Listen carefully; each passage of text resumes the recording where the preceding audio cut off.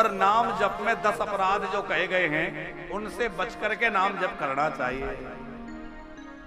10 अपराधों में से 2-4 आपको बतला दें ताकि आप सावधान रहें। एक अपराध है कि नाम के बल पर पाप करना।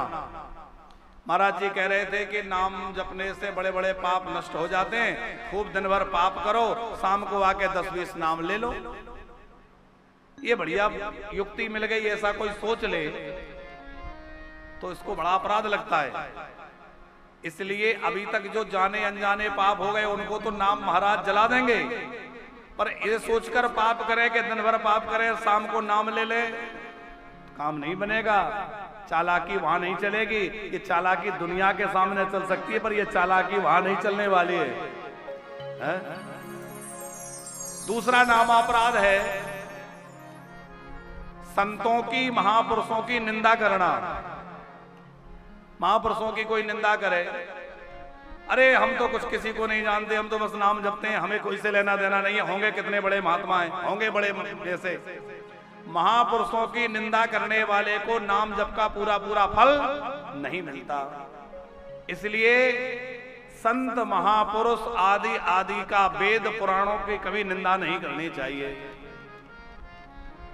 गुरुजनों की, महापुरुषों की, संतों की, भगवान की, वेद पुराणों की कभी निंदा नहीं करनी चाहिए। वैसे तो किसी की नहीं करनी चाहिए निंदा।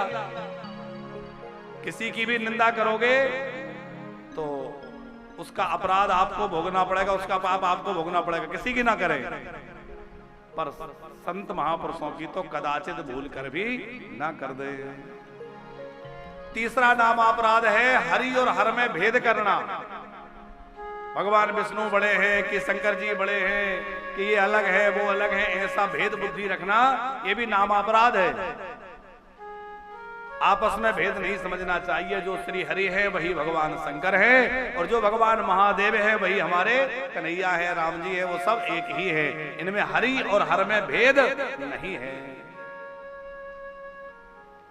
चौथा नाम अपराध है कि नाम की अन्य किसी साधन से तुलना करना।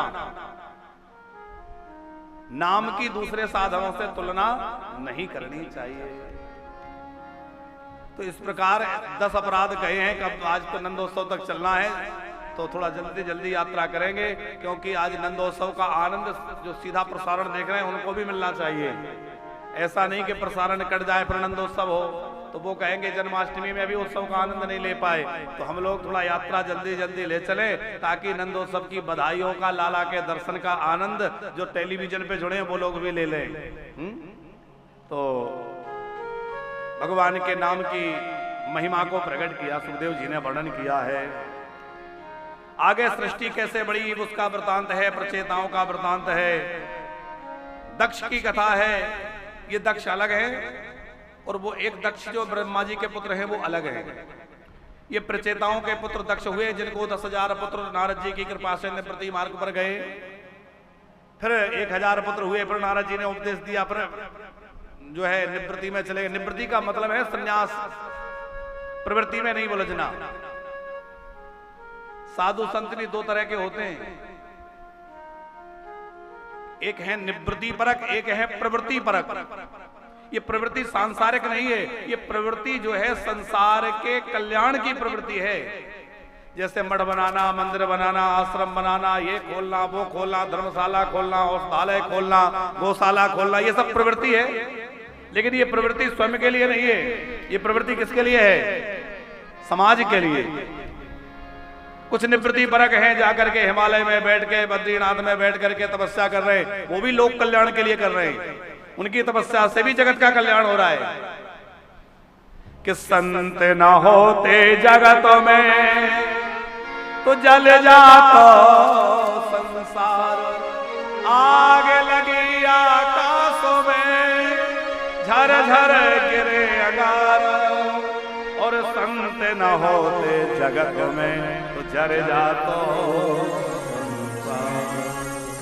कुछ तपस्या करके संसार के लिए शक्ति दे रहे, संसार की रक्षा में लगे हैं, और कुछ प्रवृत्ति के मार्ग से। कौन सी प्रवृत्ति?